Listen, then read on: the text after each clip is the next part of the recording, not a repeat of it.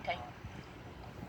What I really want to speak to today is about white privilege. What is it? What isn't it? It does not mean that white people haven't struggled. Many white people have had to struggle throughout their lives. Many white people have worked very hard to earn their accomplishments against all odds. No one is saying just because you are white, life is easy for you. So what is white privilege? It's a built-in advantage separate from your income or your effort. It is the power of being normal. What is considered normal in America is always white. When you think about America, what comes to your mind? When you think about a teacher or a preacher, how often does a person of color come to your mind's eye? White privilege is the power of the benefit of the doubt. How often are you followed in a department store by security? Condoleezza Rice tells a story of this happening to her when she was Secretary of State. Have you ever stepped into an elevator and see a person look at you with panic in their eyes and clutch their purse closely to their chest, even though you've never committed a crime in your life? Every person of color has experienced that.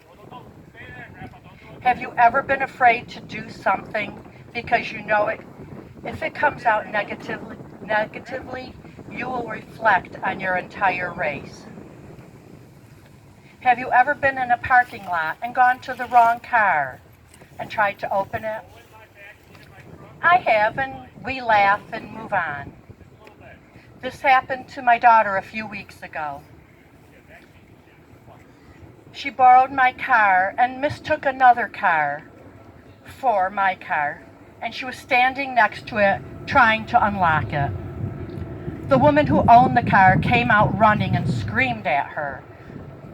She said that she was a criminal trying to steal her car. My daughter explained she was visiting from out of town and mistook the car for the one she was borrowing.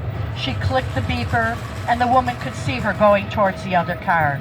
But she called the police and said, "There's a black girl trying to steal my car." It was a very traumatizing experience.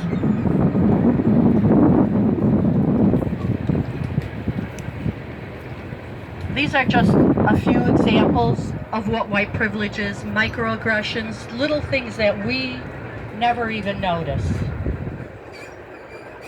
But what can be done about white privilege? First of all, when it's brought up, don't take it personally. Rather than centering on your own feelings of discomfort, center on the feelings of the person of color and evaluating what to do with the information. Your first reaction might be defensive because you know you aren't racist and you might feel accused. However, the goal of a person of color bringing this to your attention is to educate, not accuse you. It is not about your feelings. Learn to speak up. If you hear people making inappropriate comments, even if there's no person of color around, always speak up.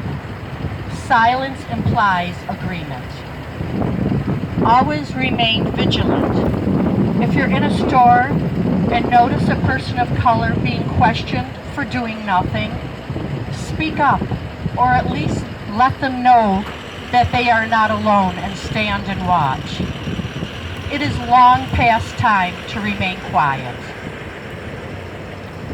Expand what you consider normal. Just because something doesn't fall into your culture doesn't make it abnormal. Something as simple as a name or a food may seem unusual to you, but to others, that could be part of their identity. It is not okay to make others feel uncomfortable. It is okay to ask how to pronounce a name or how people want to be referred to. Be aware of actions versus intent. Saying someone is pretty for a black girl or articulate for a Hispanic is not a compliment. These topics can be uncomfortable. I understand most people want to remove themselves from uncomfortable situations.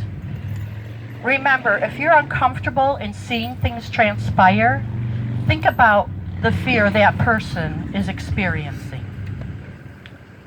In closing, I want you to think about these words my daughter sent me. I doubt any of those people will remember the things they have said to me. They probably don't remember my face or my name, but I will remember them forever. I will remember their names, faces, the horrible things they said to me, and how it made me feel. People of color are forced to carry the pain of white supremacists and racists for the rest of their lives. Thank you for letting me say this. Yay.